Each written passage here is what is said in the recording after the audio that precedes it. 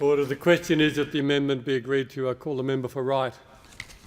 And I thank you, Mr Speaker, and I'm cognizant of the time where we'll be adjourning debate soon in a number of minutes. But with the time allowed for me, I rise to speak on the clean energy legislation, Carbon Tax Repeal Bill 2013 and related bills.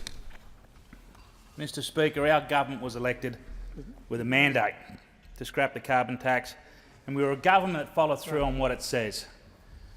We were elected with a mandate, and that mandate is evident in this very room that we stand today, the National Parliament, the Federal Parliament. If you look around this chamber, our numbers purely in this chamber run beyond the halfway limit and over the other side. In contrast to those on the other side of the House, the Australian Labor Party, outside their front bench, their numbers are flat out getting past the first aisle in the corridor. Our centrepiece at the last election could not have been mistaken. Our centrepiece at the last election was to simply repeal the carbon tax. So why is it that we have speaker after speaker after speaker, why is it that we have speaker after speaker come into this House and so blatantly move against the will of the Australian people? Now, I know there are those out there that hold the same position as the government, that are supporting of a carbon tax. But what are the foundations of democracy if we don't go to an election, allow the people of Australia to have their choice, allow people of Australia to have their say, let their voice be heard? I suppose one can only draw a conclusion when the Australian person or public have spoken so overwhelmingly for the repulsion of this carbon tax. One only needs to look at the funding or the modelling of how the Australian Labor Party listened to their people. It wasn't too long ago where there was a vote for the leader of the Australian Labor Party, and that was given to their membership. And two worthy candidates, Albanese and Shorten, and I know I should be referring to their names, but as candidates, that's the names they ran under. 18,000 to one candidate, 12,000 to another candidate, and here is a party that elects the bloke that got 12,000. Clear evidence that the Australian people, the voice of the majority, is not heard. There is no consequence for the voice of the Australian majority. However, on this side of the House, we advocate that we are the voice of the silent majority. And in this case, the voice of the silent majority on the repulsion of the carbon tax is overwhelming. It is deafening. Now, why do we feel so strongly about ditching the carbon tax? Well, there's economic reasons, there's environmental reasons, of which I'd like to indulge. We feel strongly about the reduction of the cost associated with the carbon tax, which has hit businesses and hit households hard. In a time coming out of the GFC, post-GFC, when we should be putting measures in to stimulate our economy, to stimulate the economy. We spent, as a parliament, billions and billions and billions of dollars trying to stimulate our country, while hamstringing business, ball and shackle, to extra costs, extra burdens on their business, extra compliance. No one in this nation escaped the extra costs that were passed on, whether it been pensioners at a household, whether it been small business, anyone who had electricity, no one escaped the additional costs of this toxic tax. Evidence suggests that the carbon tax is not in fact reducing our emissions, with the government's own modelling suggesting the emissions have raised and will continue to do so under this tax. And for those that in history will go back and read Hansard to make clearer that statement. Government used the resources of Treasury and departments through the public service to model the future reduction of carbon as a key performance indicator to measure the success of this carbon tax. Now, one of the ironies of this tax is, with that coming in, the amount of carbon in the atmosphere wasn't going to reduce, it was actually going to go up. Now, the modelling doesn't show the savings. Our previous speaker made some points that there had been some reductions. They are correct. There have been some reductions under the carbon tax. Our question is it the most effective way for carbon to be reduced from our atmosphere? And on that same modelling, the carbon tax per tonne cost was set to go through the roof. $56 per tonne. $56 into the future was what our carbon tonnage cost was going to be under that same modelling. There is a national and international consensus from industry leaders that the carbon tax experiment has failed due to a number of reasons, no more so because of Labor's mismanagement of its own policy. I just want to pick up on that word, mismanagement. One doesn't have to look far beyond any portfolio that this government or the previous government has presided over, whether it be the NBN, with their continual blowouts. I think that was a back of the envelope calculation where I think it was supposed to start in around $5 billion was going to be the cost for the NBN, now pushing 90. The way that the budget was managed, absolutely disgrace. And it will take us many years to try and bring some type of integrity back to the budget. Just to put it into perspective as to when it comes to mismanagement of portfolios and the current debt that we have at $300 billion, if we were to go back into history and find Australia's largest surplus,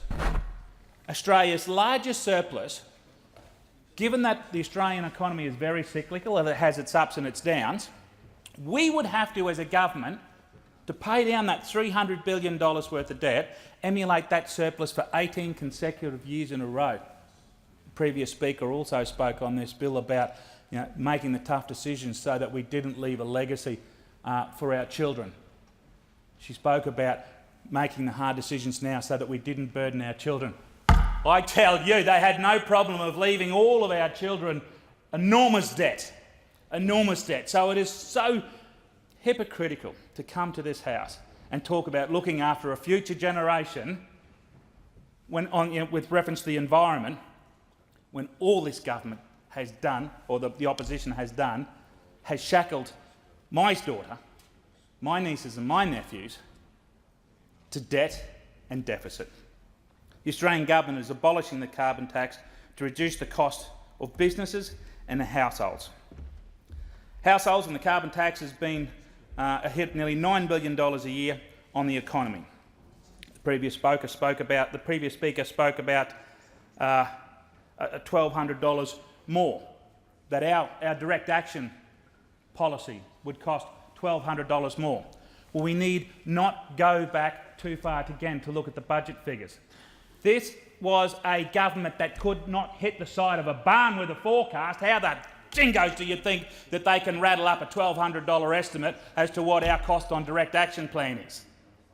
Could not hit the side of a barn with a forecast. So any number that they bring into this chamber and try and advocate, down to the $100, these blokes were predominantly out by about $20 billion on every single budget.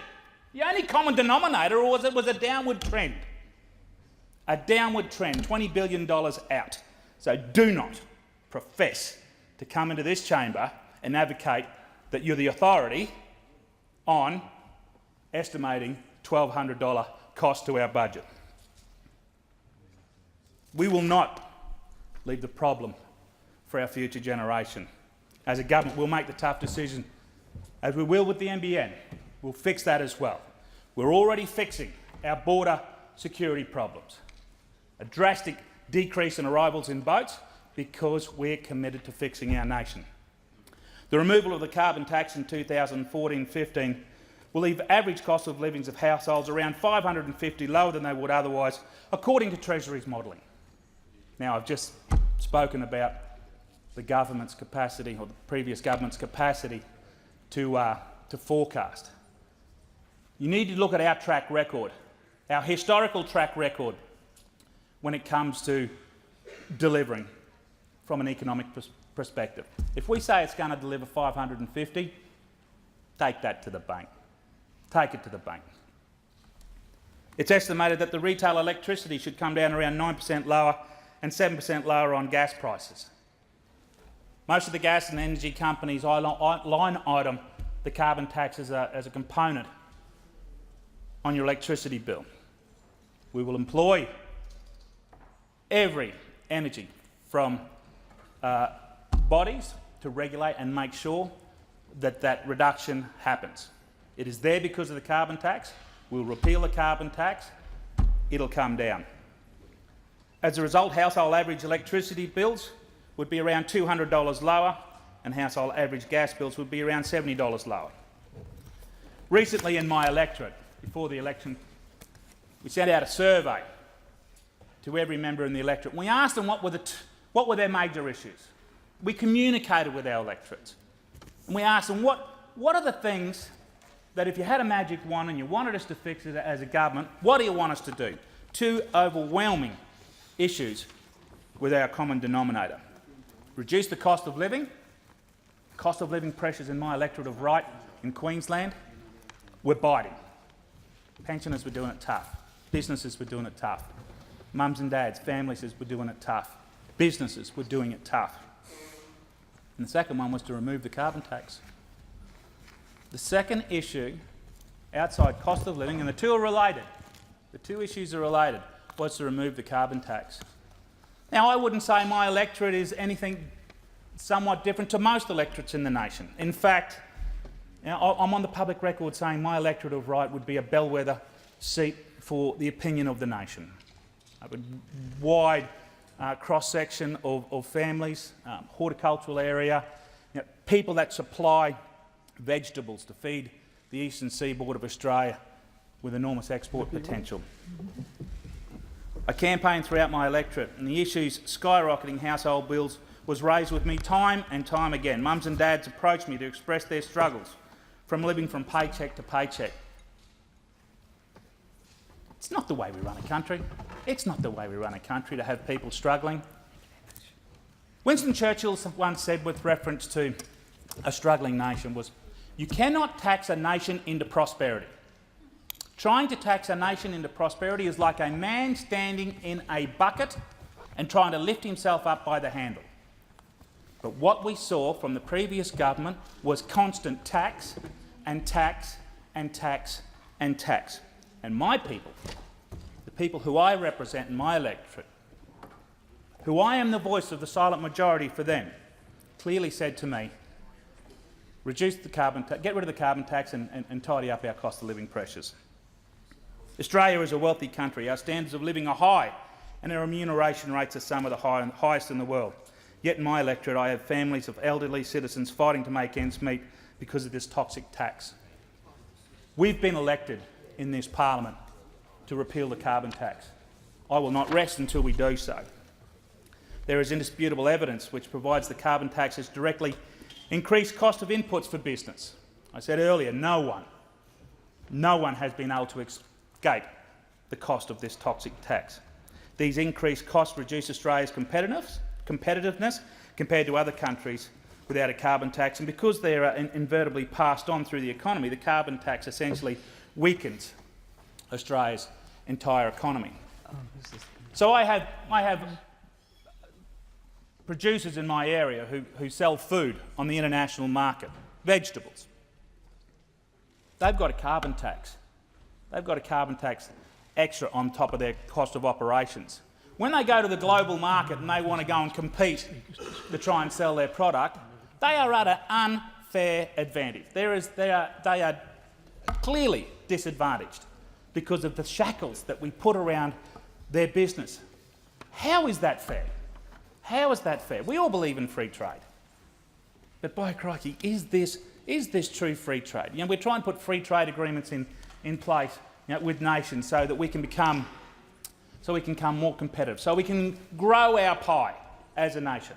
Because there's two ways we're going to turn the ship around. One is to increase our pie, increase our sales, and the other one is to cut some of our expenditure. And by crikey, there's a lot of expenditure we can cut. A lot of waste, a lot of mismanagement, a lot of fat that was there, that was introduced by this last government that we'll work hard to tidy up on. The Australian Industry Group surveyed 485 businesses and released the results. of that survey this year. Manufacturing businesses reported that their total energy input costs increased by an average of 14.5% as a direct result of the carbon tax. Now, how is it that 70% of businesses get it wrong? The previous government got it right. Every business in Australia, or 70% of them that were surveyed, indicate that their cost of production's gone up. Something's wrong. You know, are we listening to our big people? The member's time has expired. Thank you, Madam Deputy Speaker.